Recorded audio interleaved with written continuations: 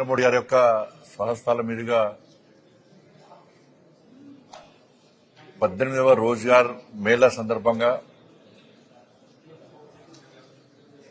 దేశంలోని 61,000 మందికి పైగా యువతకు కేంద్ర ప్రభుత్వ ఉద్యోగాలు ఇస్తూ నియామకపు ఉత్తర్వులు ఇస్తున్న ఒక గొప్ప రోజు, గొప్ప దినం ఈరోజు. నిన్నే వసంత పంచమి అయిపోయింది. ఇవాళ ఈ యువతలో కూడా ఇలా కొత్త జీవితం ప్రారంభించారు. కానీ ఇది 2022 నుంచి ప్రారంభించినటువంటి రోజ్గార్ మేళా ఈ రోజు వరకు 18వ రోజ్గార్ మేళాను పూర్తిగా విజయవంతంగా ఇలా పూర్తి చేసుకోవడం జరిగింది. నరేంద్ర మోడీ గారు నేను 10 లక్షల మందికి నిరుద్యోగ యువతకు ఉద్యోగాలు ఇస్తానని చెప్పి ఎంత మాట ఇచ్చిండ్రో ఆ మాటకు అనుగుణంగా ఇప్పటికే 11 లక్షల మందికి పైగా ఈరోజు కేంద్ర ప్రభుత్వ ఉద్యోగాలను ఇలా దేశంలో యువతకు ఇటువంటి ప్రభుత్వం నరేంద్ర మోడీ ప్రభుత్వం. ఇది గతంలో ఎప్పుడు జరగలేదు, నెక్స్ట్ జరుగుతున్నటువంటి జరిగే అవకాశం కూడా లేదు. ఇది నరేంద్ర మోడీ గారి యొక్క గొప్పతనం, కేంద్ర ప్రభుత్వం యొక్క గొప్పతనం.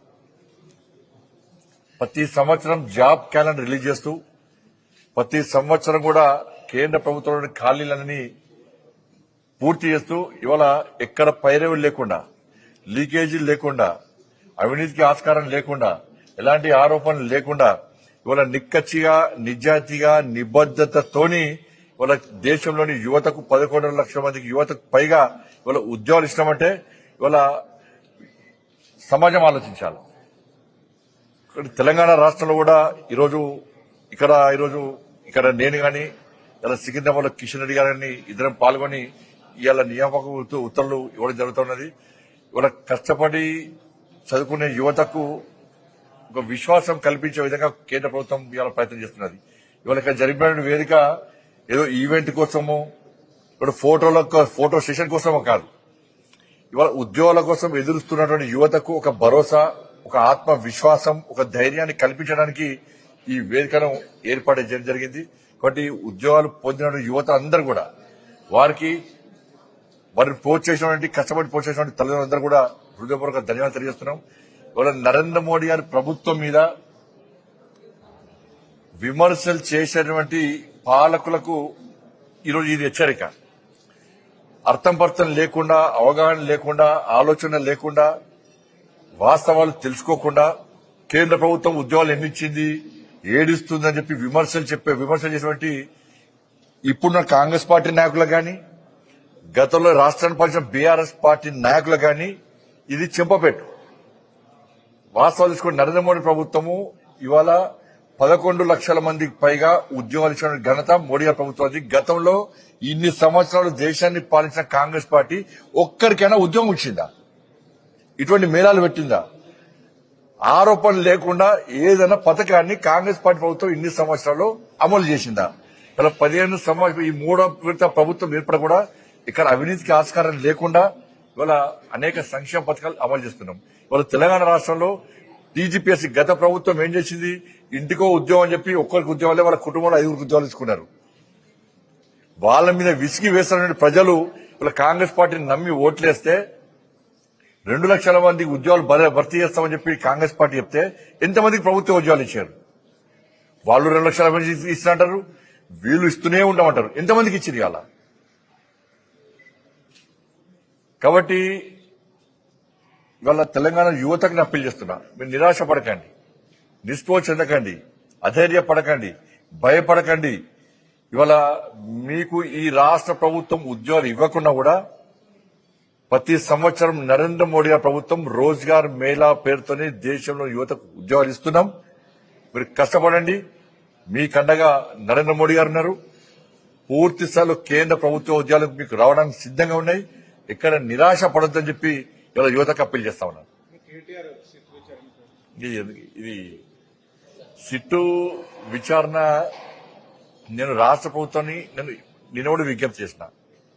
మీరు కేసీఆర్ కొడుకును దోషిగా పిలిచిరా అని వాంగ్మూలం కోసం పిలిచిరా? కుంపలు ముంచిందే కేసీఆర్ కొడుకు, జనాన్ని కుంపలు ముంచిందే ఆయనే.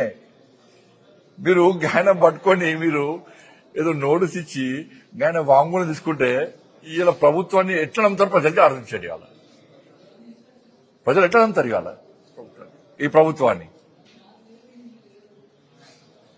కాబట్టి ఈ రాష్ట్ర ముఖ్యమంత్రికి పౌరుషం లేదు, రోషం లేదు, రేషం లేదు. అరే మా రక్తం మసులుతుంది, మా పార్టీ నాయకులు మాది రక్తం మసులుతున్నది. ఇవాళ తెలంగాణ ప్రజల కొంపలు ముంచిర్రు. ఇవాళ మీరు మీడియాలో ఉన్నారన్న, మీరు ఒకటే మేము అడుగుతున్నాం. ఇవాళ మీరు కేసీఆర్ ప్రభుత్వంలో వాట్సాప్ కాల్ కాకుండా నార్మల్ కాల్ మీరు మాట్లాడారా? మీ భార్యలతోనూ, మీ పిల్లలతోనూ, మీ మేనేజ్మెంట్తో మాట్లాడారా? మీరు ఎవరన్నా మాట్లాడారా? కేసీఆర్ ప్రభుత్వంలో నార్మల్ కాల్ అనేది లేనేలేదు. అన్ని వాట్సాప్ కాలు, సిగ్నల్ కాలు, లేకుంటే ఫేస్ టైం. మామూలుగా భిక్షాటన అయిపోయిన భిక్షాటన చేసే వ్యక్తి కూడా, ఈ ఫోను సోషల్ మీడియా అవగాహన లేని వ్యక్తి కూడా వాళ్ళ భార్యకు ఫోన్ చేయాలని కూడా కేసీఆర్ ఫోన్ ఇంటుండే, అందుకే వాట్సాప్ కాల్ మాట్లాడుతున్నా చెప్పుకున్నారు. అంటే టెక్నాలజీ పెంచింది పాపం. కాబట్టి రాష్ట్ర ప్రభుత్వము ఈ నోటీస్ ఇచ్చి చేతులు దుక్కునే ప్రయత్నం చేస్తున్నది. అక్కడ నిజాయితీగా ఆఫీసర్లు, సీట్ అధికారులు, దాని అధికారులు మాత్రం నిజాయితీ పరులు, వాళ్ళకి స్వేచ్ఛనిస్తలేదు, వాళ్ళు నిర్బంధిస్తున్నారు, వాళ్ళ మీద అజమాయిషీలు వహిస్తున్నది. నిన్న చేసి ఏం చేసారు? ఇలా బయటకు వచ్చి నన్ను ఏం చేయలే, నన్ను ఎవరేం బీకలే, నన్ను ఈ ప్రశ్న అడిగారు, ఆ ప్రశ్న అడిగారు, నేను ఉల్టా ప్రశ్న అని చెప్పి ఆయన చెప్తాడు. లేదా మేము ఇది అడిగిన వీళ్ళు చెప్తారు. ఫోన్ ట్యాపింగ్ జరిగిందని సాక్షాత్ రాష్ట్ర ముఖ్యమంత్రి చెప్పాడు. జడ్జిల ఫోన్ ట్యాప్ చేసిండ్రు. ఇది జగబెరిన సత్యం. నన్ను వాంగ్మూలం పిలిచినప్పుడు నీ ఫోన్ ట్యాప్ చేశారు, ఫలానా వాళ్ళు చేశారు, ఫలానా చేశారు, ఆధారాన్ని నాకు చూపెట్టారు. నాకు చూపెట్టి 6 నెలలే ఆధారాలు చూపెట్టి 6 నెలలే ఒక్కరిని అరెస్ట్ చేసిరు. ఇలా ఈ కాంగ్రెస్ పార్టీ ప్రభుత్వం కేసీఆర్ కుటుంబంలో ఒక్కరిని అరెస్ట్ చేసిందా?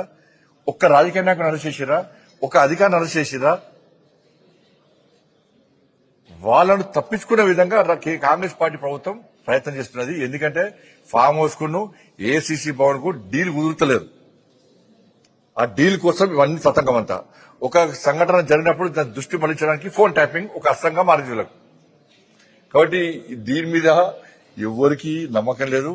తెలంగాణ ప్రజలు ఈ సిట్టు విచారణ చూసి, ఈ రాష్ట్ర ప్రభుత్వ వ్యవహారం చూసి నవ్వుతున్నారు. కాంగ్రెస్ పార్టీ ప్రభుత్వం అపాస్యం పాలైపోయింది. ధన్యవాదాలు.